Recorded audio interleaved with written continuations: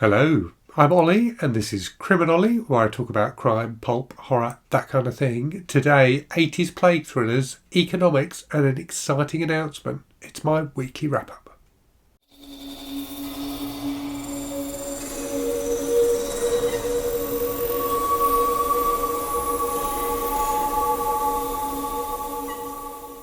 So it's been a super busy week at work for me this week. Plus I've had stuff going on outside of work, so I've got through less books than I normally do in a week. But I've had some fun reads nevertheless.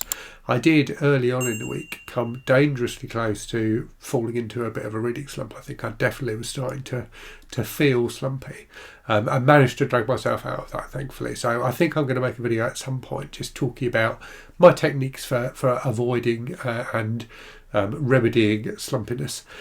So yes, look out for that video soon. Anyway, so today I will talk about what I've been reading, talk about what's been on the channel, what's coming up on the channel, and I've got an exciting announcement as well, so stay tuned for that. Right, so in terms of the books then, so 3 books finished this week, but let's talk about first the book I didn't finish this week. So when I filmed this last week, I'd started reading The Final Empire by Brandon Sanderson. Boy, did I not get on with that book. So I read, I think, the prologue and the first 2 or 3 chapters, and it just wasn't connecting with it. It just wasn't connecting with me at all. So I then went back, set aside some time, set aside a couple of hours when I could just really focus on the book, and read it all that I'd read again, and it still didn't click with me. So I think I am going to try it again towards the end of the month and just see if I'm in a different mood. But yeah, it just wasn't working for me, and that's, I think, what made me start feeling like I was in danger of falling into a slump. So no, I have put that one aside. I did finish this week, which I had been listening to for a while, the audiobook of Artificial Condition, the second of the Murderbot Diaries books by Martha Wells, which was really fun. So interesting in that it's a direct continuation of the first book, which I wasn't necessarily expecting. So Murderbot, if you don't know, is this kind of synthetic human. Well, he's like a cyborg. Sorry, it is like a cyborg. So a mixture of some organic parts and like artificial intelligence and things like that. A really fascinating character, a very amusing character. In the first book, it is like working with a group of people, like a group of scientists who are investigating or exploring a planet, and like bad stuff goes down, and Murderbot has to help them out. The second book kind of continues that story and has Murderbot going to a more civilized area.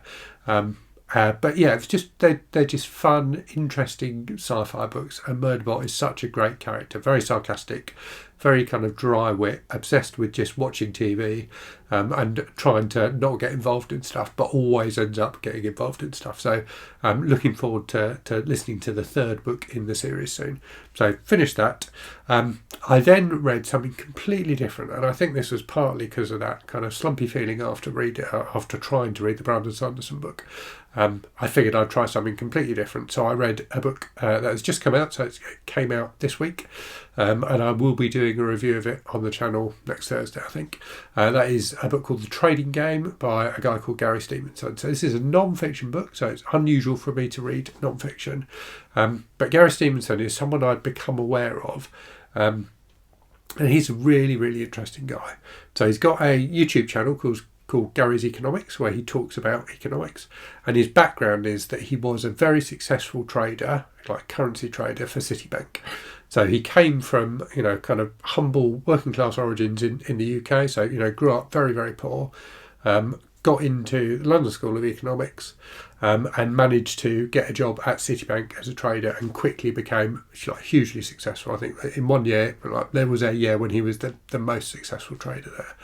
And made a lot of money basically betting on the world not coming out of the economic slump after the 2008 crash. So he's got really, really interesting ideas about economics, and he is someone who gave up all of that, so made millions working for Citibank, gave it all up, and is now a campaigner campaigning for wealth equality. So he sees the biggest threat to not just kind of financial stability, but like just general political stability, to be the growing inequality in wealth between the super, super rich and everyone else, basically. So it's really interesting. His channel is definitely worth watching, and I will link to it in the description for the video.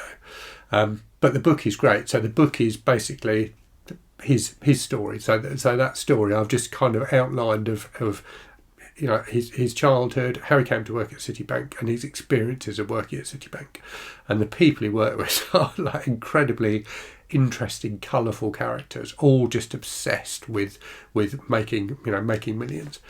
So yeah, really, really interesting book, definitely worth reading, very thoughtful at times. I really, really enjoyed it, and I'll give you some fuller thoughts on it on Thursday.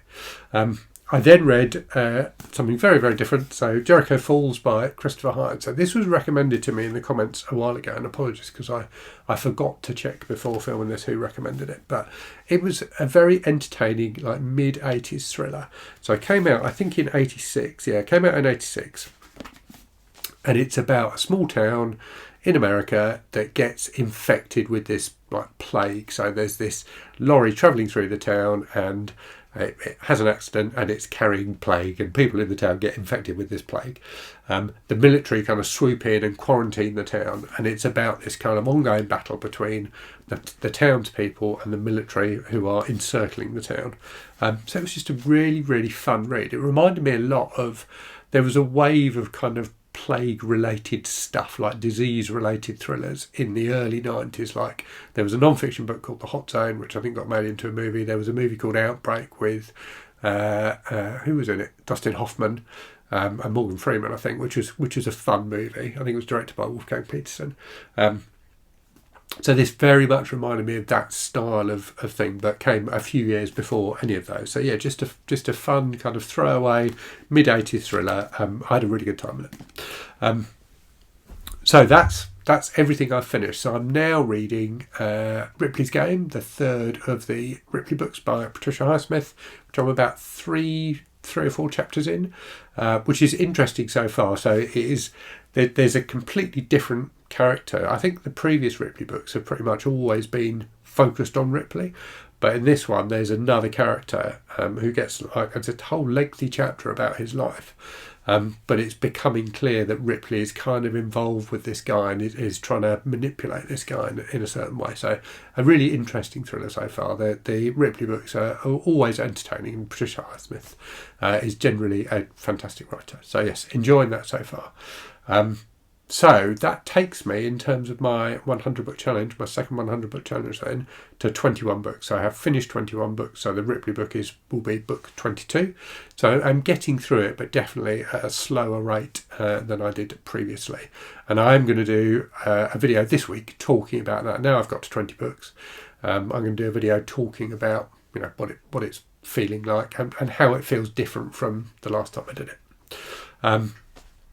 In terms of that channel stuff then, in the last week you've had, what have you had? You had a review of a couple of British indie crime books, both of which I really enjoyed. You had an update on the Garbology, so we are now open for art submissions for the Garbology, the anthology of trashy fiction I'm publishing with Troy Treadup.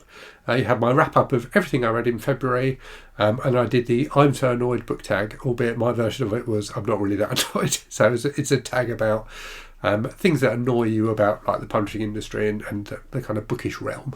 But generally speaking, there aren't that many things that annoy me. So that's what's been in the last week. In the week ahead then, so I'm going to do a video, the idea of which I've stolen from Jolene at Bookworm Adventure Girl, which is the top 10 books I've read according to Goodreads. So basically the concept is you look at your list of books on Goodreads, you rank them by the star rating, the average star rating on Goodreads, and that tells you the 10 best books you've read according to Goodreads. That was a really fun video to film. I filmed that one, and that will be going up in the week ahead. I'm going to do, as I said, an update on the Read What You Own challenge and a review of the trading game.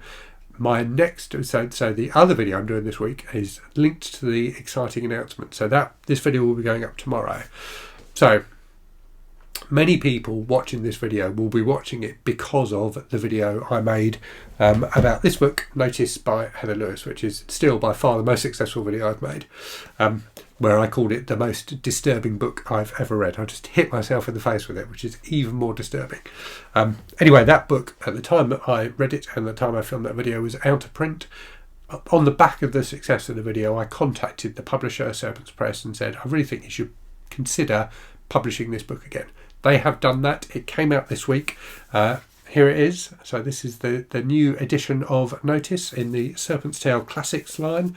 They've sent me a couple of copies, so I'm going to do a giveaway tomorrow for those. So look out tomorrow. There'll be a video going up, 2 copies. I will be doing one for viewers in the UK, one for viewers internationally. I would do both of them internationally, but it's going to cost me a bit to post it. Posting books is ridiculously expensive. So yes, I'll do one UK, one international.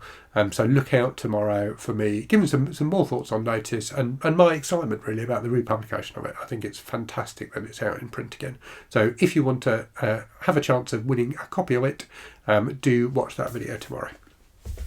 Right, so that's me done for this week. Hope you enjoyed that. Let me know what you've been reading this week. Let me know if you've got through more stuff than me. And as always, thank you very much for watching. Hope you're safe and well out there. Hope you're reading good stuff. And I'll speak to you again very soon. Cheerio.